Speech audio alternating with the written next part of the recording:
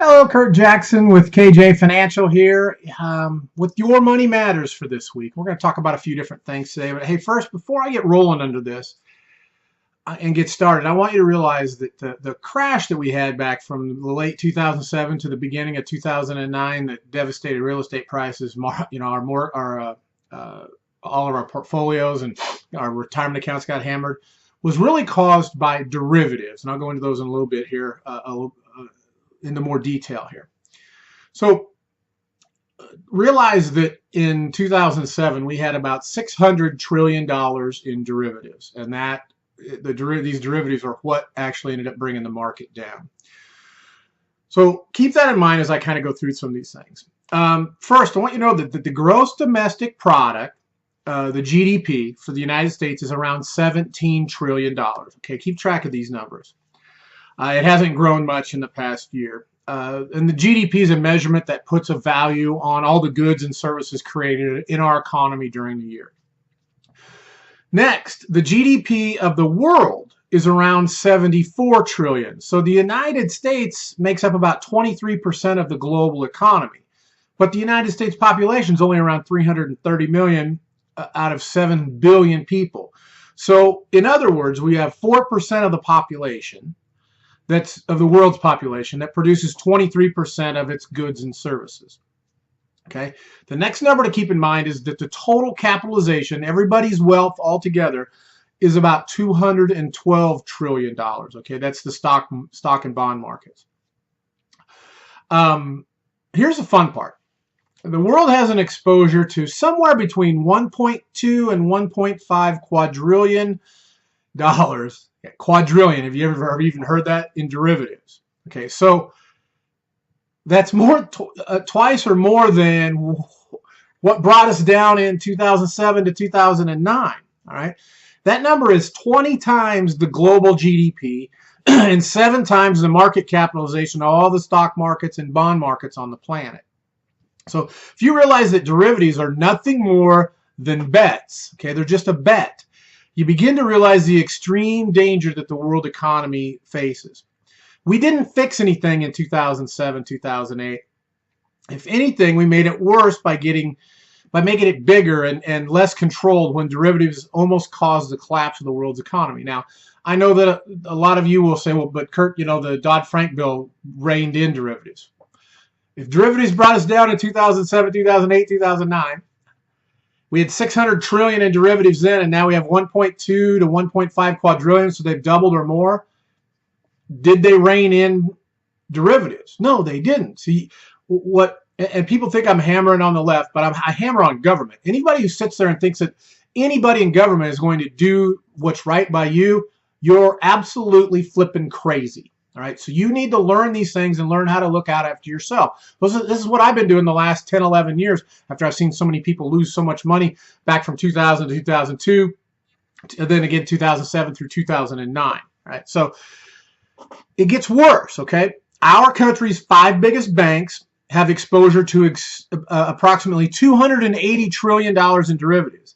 That's 4 times larger than the global economy, and I'm stunned when people try to explain to me how safe the banks are and the FDIC insurance, and because these entities will only be as good as the money the government will print to bail them out during the next financial catastrophe.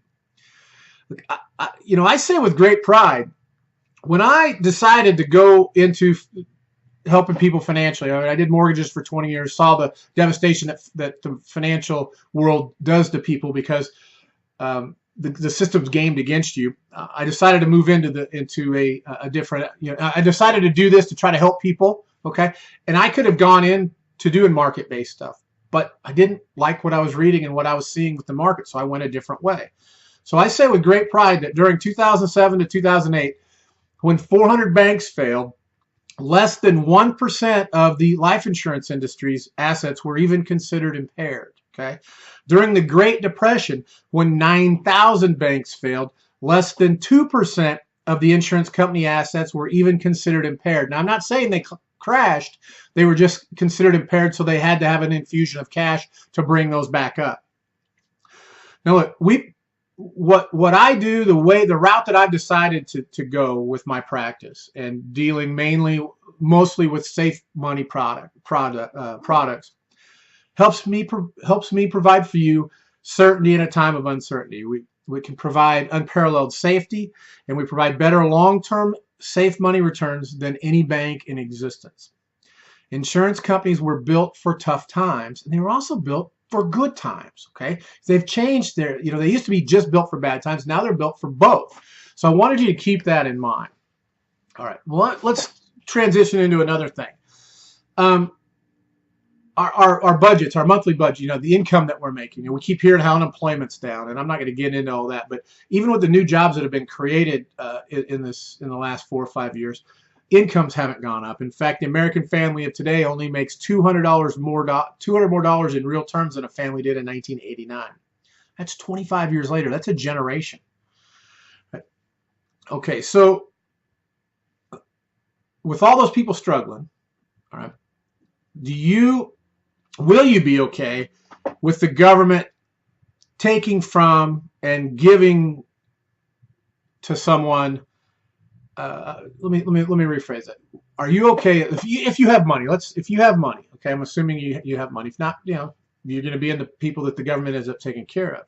Will you be okay with the government taking from you and giving to the people that don't have? Okay. Have you worked? Have you saved? Have you invested? And have you lived within your means to provide for people who may not have done those things? Okay. Now let me take this a little step further. Do you think the government is stupid? Okay. I mean, I don't. I think they're very smart, unfortunately. Are you aware of the methods and strategies that are out there that will help you keep the money in your family and keep the government from doling it out to those who they deem to need it? Do you know the ways to reduce or eliminate taxes legally? How much longer do you think the government's going to allow these types of things? Because they know they're going to need this money in the future. Okay, they need it now. All right. So, do you think that these programs that allow us to do these things, to avoid these things, to protect ourselves, are going to continue? Okay.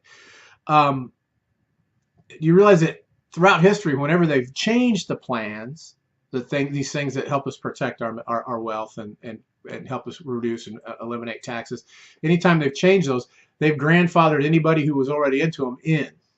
Okay, so do you want to be one of the people that misses out by waiting until the laws are changed? So that's something that you need to think about. Did you work and save your whole life so that when you die, that the government or the Internal Revenue Service would be your biggest beneficiary? See? Are you comfortable with the nursing home and the hospital being your second and third beneficiaries? Is it acceptable that your family is the least beneficiary that you have? Did you set out 50 years ago, 40 years ago, 50 years ago, 60 years, 70 years ago with those as goals for yourselves and your families, where the government's going to take your money, the nursing home, the hospitals, before you get it, or before your heirs get it, I should say? So when we don't even include nursing homes and hospitals, all right, let's say an 80-year-old couple has 4 beneficiaries and all of their inheritance is a $300,000 IRA. Okay, and if you had a 401k, when you retire, you end up rolling that over into an IRA. If the tax rate is 30%, then the Internal Revenue Service gets 90 grand. Okay, so each of the beneficiaries only get 52.5 each. Right? Did you realize that? Right? If something could be done to change the order and make the Internal Revenue Service the least beneficiary, would you want to know how to do that? Would you want to know about that? Okay. Do you love your children and your grandchildren? See, the only way that, sadly, the way things are going, the only way that your children and your grandchildren will probably ever have anything is if you take action now to help protect anything that you leave them. Okay? Are these types of things important to you and your family? If they are, we should talk. Okay? All right. Last thing I want to talk about, and this is something I'm hammering on more and more, and I've actually put together a program to help you kind of realize that. If you want to know more about it, all you got to do is ask. But I'll talk about 401ks, and this includes 403bs, 457 plans, and to a lesser extent IRAs. And I say a lesser extent IRAs because those are smaller than the money that's in these, but it's still included. But I want to say this, that the 401k, 403b, 457, which are basically the same thing, they are not an efficient way for Americans to save for retirement. And there's a study done by the Federal Reserve that shows there are many obstacles to overcome with a 401k. In fact, that Federal Reserve study showed that 401k balances declined from a high of $120,000 in 2010 to about $111,000 in 2013. Right, so the economy is said to be recovering. All right, the stock market is up. The 401k system is maturing. It's been around since the early 80s, and yet balances declined. Okay. Again, the 401k, even with the matching, because this includes any matching that might be there, is not an efficient way to save for retirement. So the most important question we need to ask you is this: could a person live 10, 20, 30, or even 40 years in retirement on 111 grand? Okay. In other words, can you continue to live for almost as long as you worked and not work and maintain a good quality of life on $111,000? What if we have another serious downturn in the stock market and these values reduced to 70 or 60 or even 50 grand? What are you going to do? Now look, some of you have more than 111,000. That's great, okay? But do you think 250,000 or 300 or 500,000 is going to provide you an income for 10, 20, 30, 40 years in retirement that is going to support the lifestyle that you want? Because if that's all you have other than Social Security, depending on what type of lifestyle you want to live, it probably won't do that. So, all right, well, I know I talk about a lot of negative things, and I apologize for that, but I've got to get the word out. So I got to try to shake you out of your belief that you're just throwing money into this 401k, 403b, 457 plan, that you're just going along and everything's going to be fine. I'm worried that it's not going to be, right? We're going down a terrible path, in my opinion, financially. All right. So, while I do harp on the negative, I do have ways to help you. Okay, that's the positive. But I can't help you unless we talk. Okay. If you don't like what you hear, fine, go find someone else to help you out, or stay the course that you're going right now. I just see. I look at how things are actually now, how they probably will look in the future, and it scares me to think that people think that they're going to be fine. And that's the last thing I'd want for you to show up in retirement, find out that things aren't fine, and it's too late to do anything about that. So, hey, thanks for tuning in to Your Money Matters. I know these are a little longer than what I really set out to do, but it's so much information that I want to get it to you. I'm going to continue to try to do these each week. I'll probably take a little time off around the holidays, so we may miss a few. But if you have any questions or anything, you know how to contact me. I got the information up there on the screen. So I want to thank you for tuning in. If I don't talk to you beforehand, I hope you have a Merry Christmas and a Happy New Year. Thanks for tuning in.